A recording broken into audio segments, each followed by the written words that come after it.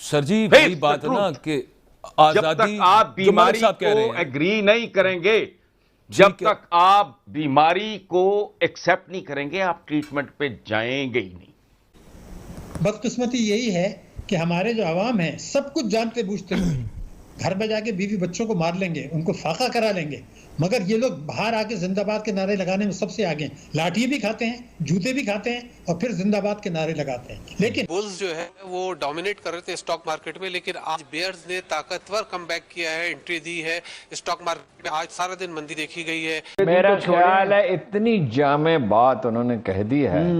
एक तो उन्होंने कहा कि जो आइन कहता है बस वही उसी पे अमल होना चाहिए। बट तो नहीं मिलते तो फिर जमहूरियत ना हुई। ये एक मखसूस माफिया है, हैंड पिक्ड लोग हैं।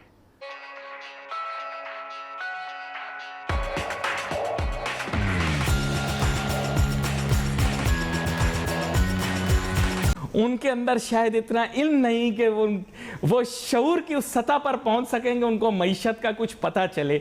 हर कोई अपने मिजाज से पतंग उड़ा रहा होता है। अब यही सोच लें कि अगर ये सवाल मैं किसी सियासतदान से पूछ लूं कि अगले माह पाकिस्तान को 3 अरब 70 करोड़ डॉलर वापस करने हैं तो वो कहां से करेंगे? तो आप मुझे सच बताइए कि ये खूबसूरत खूबसूरत दोशीज़ाएँ जो MNA बन चुकी हैं, इनमें से कितनी ऐसी हैं जो इस सवाल का जवाब दे पाएंगी? आपके प्रोग्राम में मैं 12 अप्रैल को बता चुका था, कोई नई बात नहीं है। लेकिन जब से ब्लूमबर्ग की रिपोर्ट आई है, पाकिस्तान का मीडिया ने उसको बहुत उछाल दिया। अब सवाल ये है कि क्या हम इन कर्जों को अदा करना चाहते हैं? $1 अरब डॉलर तो आपको कोई दे नहीं रहा है। तो अब कौम ने ये फैसला किया है, जो इसके ताकतवर हमारे तबके हैं, कि 2024 या 25 में या तो डिफॉल्ट डिक्लेयर करके कहेंगे जी अब आप फैसला करें, हमसे क्या क्या कुर्बानियां मांगते हैं वो हम कर देंगे, मगर हमें बचा लें।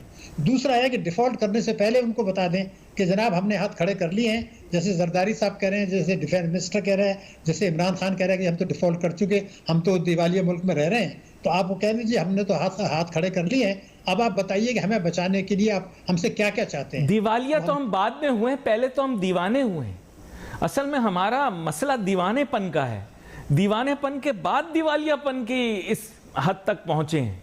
आपने जो बात जी नहीं, बिल्कुल नहीं, हम अखलाकी तौर पर दिवालिया हुए हैं। अच्छा। और मैं आपको बता दूं, मुल्क कभी दिवालिया नहीं हुआ करते, डिफेंस मिनिस्टर ने जरूर कहा है, लेकिन मुल्क दिवालिया नहीं होगा। हम अखलाकी तौर पर दिवालिया हैं। हमारा बुनियादी नुक्ता है कि दौलत कमाएं और इख्तिदार लें। मैं आपको साबित कर सकता हूं, अभी आपको साबित करता हूं कि हमें इख्तिदार और दौलत में पीछे चाहिए, हमें इसके अलावा कुछ नहीं चाहिए।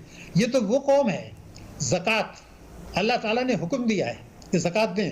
हमने ये भी उसमें भी ये कर दिया कि जो आदमी ज़कात देगा उसको टैक्सों में छूट मिल जाएगी। अरे खुदा के गजब से डरें, ये आपको देनी है। कल को आप कहेंगे जी नमाज पढ़ेंगे तो आपको प्रमोशन हो जाएगा।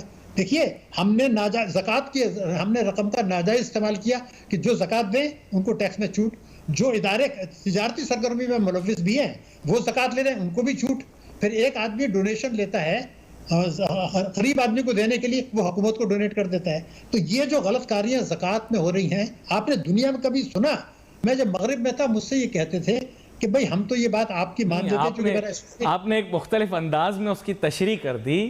मैं भी शशोपंज का शिकार हो गया। चंद इदारे ऐसे हैं, ये मतलब अगर आप उसकी वजाहत, चंद इदारे ऐसे हैं कि जिनको अगर आप अपनी ज़कात, अगर मैं सही कह रहा हूं मेरी इस्लाह कीजिएगा, अगर आप अपनी ज़कात दे देते हैं तो फिर ये दुरुस्त है जी। सैकड़ों इदारे हैं, सैकड़ों, हाँ, सैकड़ों हजारों इदारे ऐसे हैं जिनको आप दें तो आपको टैक्स में छूट मिलती है। हाँ। लेकिन वो मुझसे ये मगरिब वाले जो ये सवाल करते थे, माहिरीन से बहुत डिस्कशन होता था। हाँ। कि आप इस्लाम की बहुत बातें करते हैं। एक दफा न्यूज़ वीक ने कह दिया कि ये बहुत कट्टर मुसलमान है मेरे में। क्यों? मैं कहता हूँ भाई ज़कात के बाद गुर्बत कैसे हो सकती है? ज़कात के बाद अफलास कैसे हो सकता है? हमने ज़कात का निज़ाम का बेड़ा गर्क किया, हमने खैरात का निज़ाम। देखिए, जैसे इस्लामी जमहूरिया पाकिस्तान में लफ्ज़ इस्लामी मेरे ख्याल से फॉर्मेलिटी के, अल्लाह माफ़ करे, नाउज़ुबिल्लाह, कान पकड़ के कहना चाहता हूँ, ये फॉर्मेलिटी के लिए है सर। मुल्क के निज़ाम के अंदर आपको कहाँ दिखाई दे रहा है? देखिए, टीवी पर मैं बड़ा मोहतात हूँ इस मौजू पर बात करने में, क्योंकि आपको पता है कि हमारे मुल्क के अंदर इस मौजू के अलावा सारे मौजूआत पे बात हो जाए तो बिल्कुल तसल्ली है लोगों को। इसीलिए ये मैं छूता नहीं इसे। जी, छोटी सी एक ब्रेक। जी माजरत। नंबर की फिगर देख रहा था कि इस्लाम में ये कहा गया था कि सूद इसलिए हराम है कि इस्तेहसाल है। सूदी बैंकों ने जो मुनाफा दिया और इस्लामी बैंकों ने जो दिया, इस्लामी बैंकों का 1/3, 1/3 कहने क्या कहता बाकी जन्नत में मिलेगा। अरे भाई आप मेरी बात समझें क्या हो। मैं आपको 2-3 बातें मईशत पर आ जाएं। मैं आपको इसीलिए तो बता रहा था कि निजाम का और वो फॉर्मेलिटी का आपस में कोई ताल्लुक नहीं। कोई क्रेज क्रूस नहीं है, नहीं एक्सेप्टेड, बट एट द ये वेरी याद सेम रखना। टाइम सिर्फ इतनी सी गुजारिश थी 80% और सुन लेना यार, बात सुने, नमाज का बुनियादी ट्रेनिंग है ये। पंक्चुअलिटी इस मुल्क में दिखाई देती है? बिल्कुल नहीं। राइट ऑफ वे, रस्ते के हुकूक कौन नहीं जानता? तालीम, अच्छा मैं भी कह रहा हूं, आप भी कह रहे हैं, हम सब कह रहे हैं, तालीम नहीं दी। मुझे एक बात बताओ कि एक मुसलमान घराने में पैदा होने वाला बच्चा ये जानता नहीं कि रिश्वत लेना देना गुनाह है, झूठी गवाही गुनाह है, मिलावट गुनाह है? कदम कदम पे हुजूर का फरमान मौजूद, जबान ज़द-ए-आम अनपढ़ औरत को भी पता है कि जो रिश्वत लेता देता है वो जहन्नुमी है। भाई अगर इनको ग्लोरीफाई करना करते रहो, 75 साल गुजार दिया और अगर उनको चंद मिल गया तो वो भी गुजार रहो इसी तरह, मेरी सेहत पे क्या फर्क पड़ता है? इस्लाम में कहां है जागीरदारी, मुझे ये समझाएं आप। उन्होंने ऐसी चीज के बारे में फतवा दिया, मैं टीवी पे बयान नहीं कर सकता, रोंगटे खड़े हो जाएंगे। सो जमहूरियत जब होगी तब ये नाप को दिखाई नहीं देगा। अच्छा, मेरे हुजूर बुढ़ियां चपेड़ा मार मार के घरों काट देनी हैं अगर इस तरह की महंगाई आएगी। और आम आदमी से मेरी मुराद ये नहीं है कि चिंची ड्राइवर हो, आपके यहां बड़ा पढ़ा लिखा बंदा, टॉप के डॉक्टर्स हैं, इंजीनियर्स हैं, प्रोफेशनल्स हैं, कोई रिटायर्ड फौजी हो, कोई फलाना हो, मतलब जिसकी कोई आगा पीछा हो, जिसका बात आपकी दुरुस्त है। सहाफत और मलिक साहब सियासत का चोली दामन का साथ है, वो पेरेंट्स अदा करते हैं। सिक्योरिटी आप अपने तौर पे आप जानो, आपका काम जाने। इंसाफ इस मुल्क में नहीं मिलता, क्योंकि खुदा का खौफ करें। अच्छा, एक तरफ आपका आ जाता है मौलवी, वो कि जी कुफर पे कायम मुआशरा जिंदा रह सकता है, जुल्म पे कायम नहीं। जुल्म कहते किसको है? जुल्म कहते हैं अपनी हदूद से तजावुज को।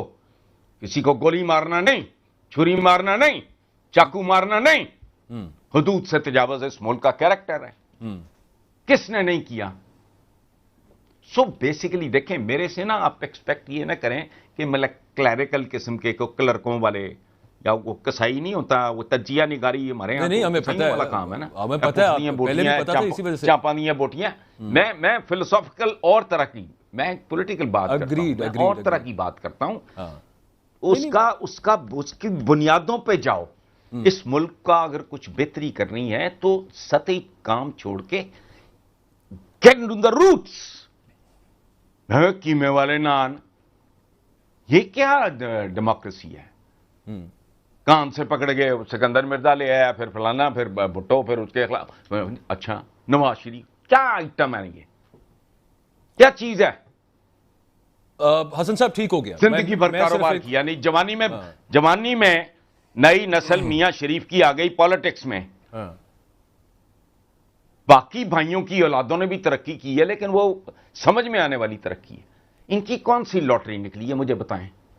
चूंकि इन्होंने इस मुल्क की सनत और तिजारत बना दिया सियासत को। जी, और हम फरीक नहीं बन सकते। फिर ये भी कहा मैं एक आजिज आदमी हूं, लेकिन इस आजिजी में दरअसल उन्होंने ये कहा कि मैं खड़ा हुआ हूं डट के अपनी जगह पे, मुझे अपनी ये एहसास है कि मैं आदमी हूं। एक सुप्रीम कोर्ट का एक मेंबर उन्होंने कहा, चीफ जस्टिस भी नहीं कहा। उन्होंने ज़ाहिर फख्र नहीं किया जैसे बाज जज करते रहे हैं माजी में। एक जज ने तो ये भी कहा था अल्लाह भी हमें नहीं रोकता, जिस तरह अफजल दुल्लन एग्जैक्ट इस काम से अल्लाह भी हमें नहीं रोक सकता।